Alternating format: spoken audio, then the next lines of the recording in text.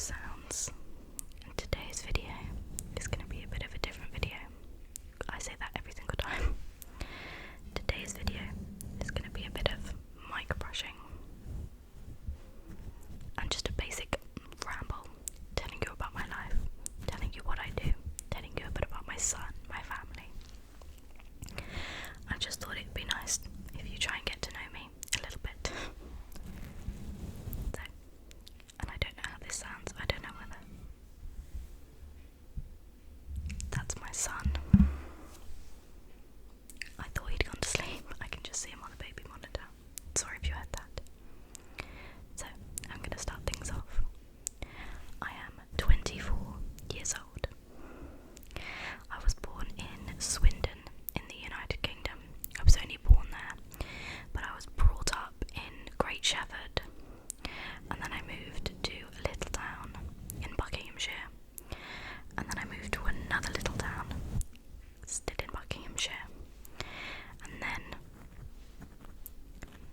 after I moved from that little place in Buckinghamshire, my mother decided she wanted to go back to where her mother was brought up and moved to Weymouth,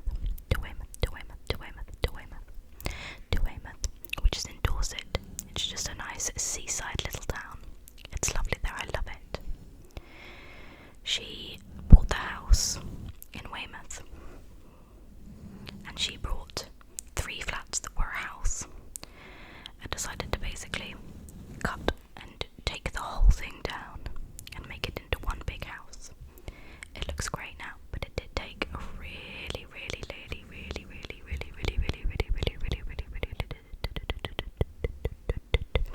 long time. So she moved away, but my dad and I, who both work in the film industry, my dad works in special effects, and at the time I worked for a company that made props for special effects, or just props for films in general, not just special effects.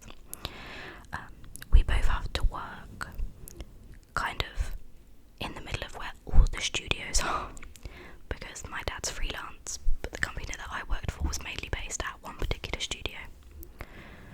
So we needed to kind of live close enough to the studio that I worked in, and in the middle of all the other ones.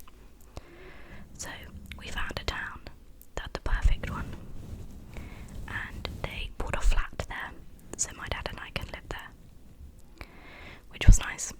But my mum still lived in Weymouth, and when I tell everyone my dad's flat and my mum's house, everyone always thinks that they're divorced. They're not. It's just, it was easier than my dad having to commute 2 hours, which some people do in the film industry. They commute really long ways. Someone that I used to work with at the company that I used to work with used to live in Kent, and someone that my husband works with travels from like an hour and a half, 2 hours away every day. But once you get a job in the film industry, it's a good idea to kind of stay in the film industry. Anyway, so we bought the flat and we lived there quite happily for a couple of years, and then I went on Hinge one day.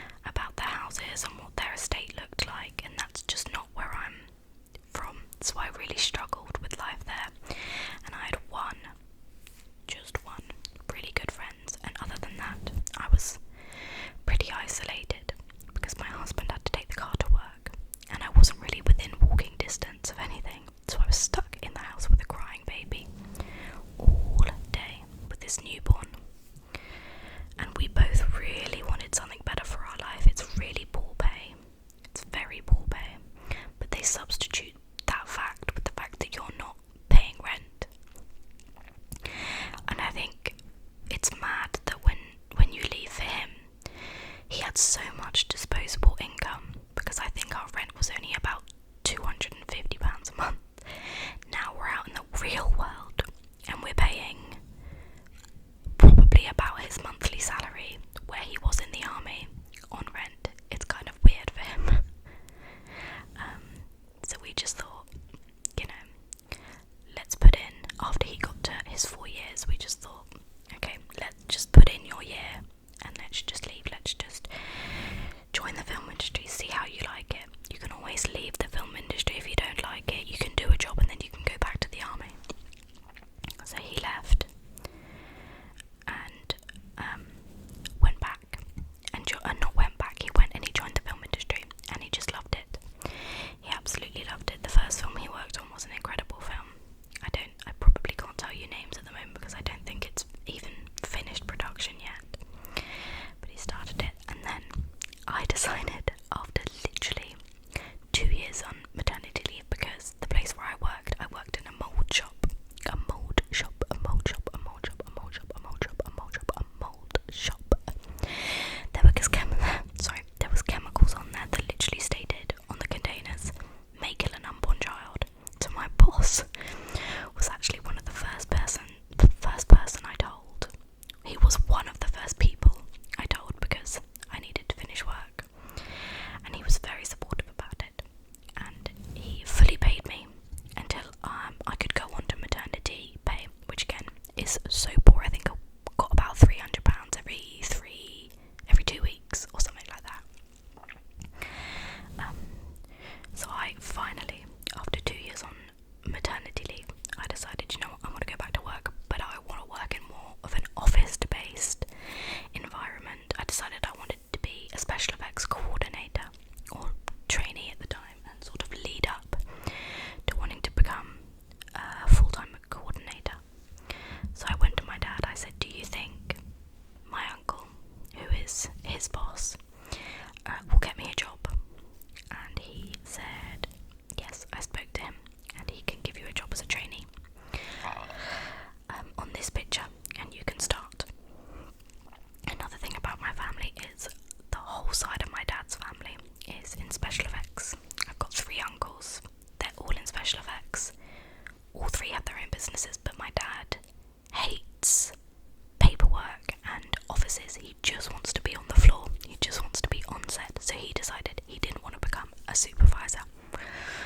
There's a lot of faff that becomes with it, so I don't blame him for not wanting to become it. My uncle is he can be in 5 different places at once and taking 100 different phone calls and replying to 300 different emails, and my dad just didn't want that stress. So how much is the gain up? Just turn the gain up a little bit more. He decided that he didn't want that much. He just wanted to, be on set and do his thing. So that's what he did. And my auntie is also in the film industry, but she works for my uncle's company. So my uncle finally said yes, and I decided to go back to work. So I found a childminder, and we put in Danny's leave. And Danny actually had loads of holidays saved up because you can accrue holiday. So Danny was actually able to leave at 8 months. So then we started looking for houses, and it was a big cultural shock. I don't think that's the right word, but you know what I mean. When you're going from £300 rent, £250 rent to £1,400-1,500 rent. So we found somewhere that I thought brilliant. I went to view it. I walked out and I called them within 15 minutes and said, I'm putting an offer in. And they accepted the offer basically immediately, which should have been a red flag. It should have been a red flag, but for some reason I didn't take it. So time goes past, and then finally we were able to move in to this flat now. Oh, what a story. So we got in and we moved all our stuff in, and then the first day we ordered a takeaway, which you always kind of do when you first move in. And the next morning my husband woke up and he was sick, violently sick. So me, with a crying baby, had to kind of unpack myself while he was helping me unpack and then running to the toilet every 5 minutes. really annoying.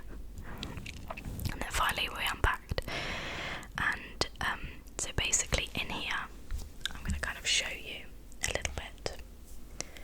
These here are windows, but these are not opening windows.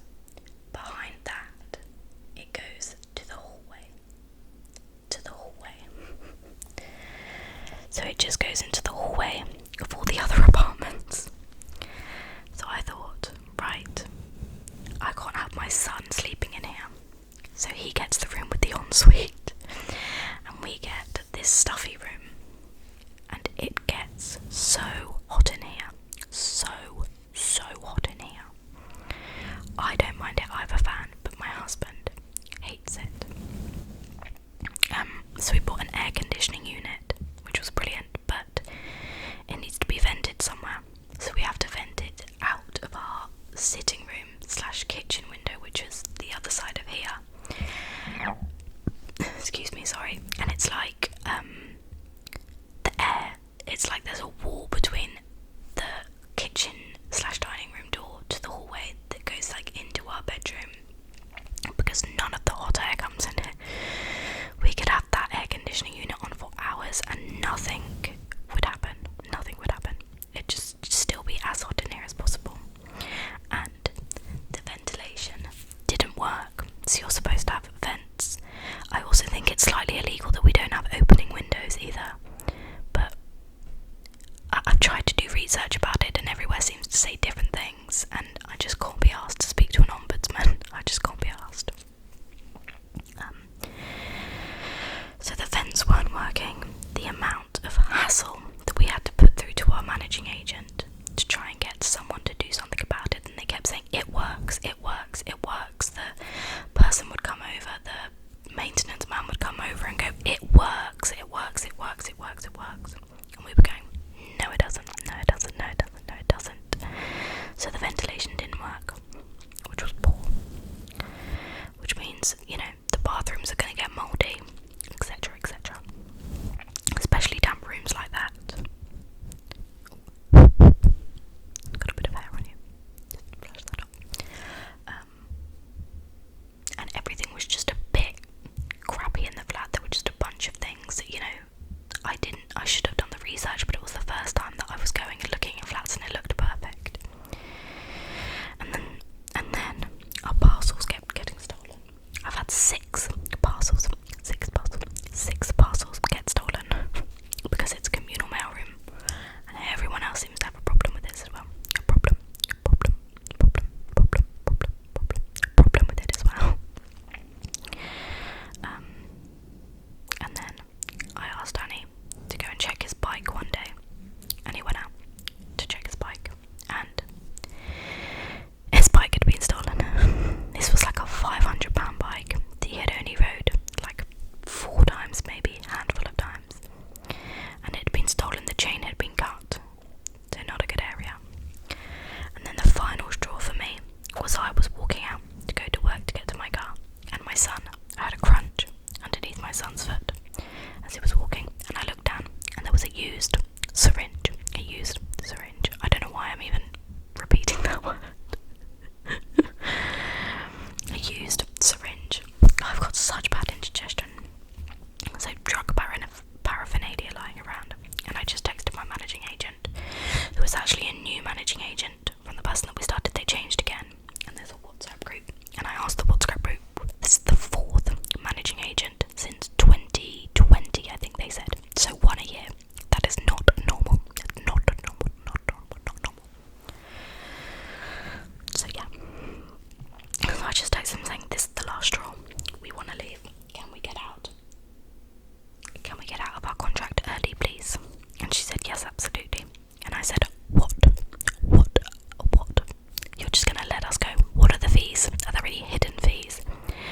And she said, no hidden fees. Just tell me when you want to leave and you can pay up till that date. And I don't know whether because the windows are illegal, my son stood on drug paraphernalia, our parcels were I don't know whether it was everything put together.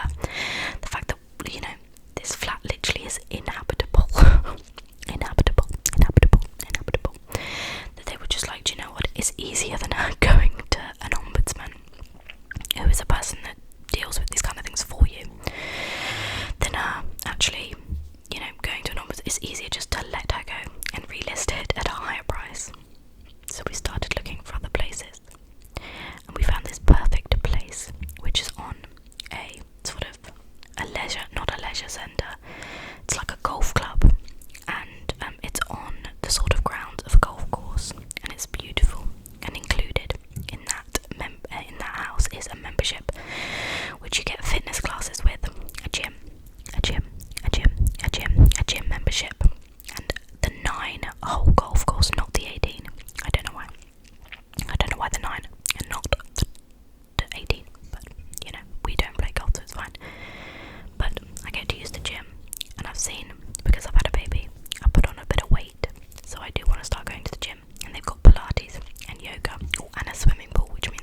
son swimming, which is great.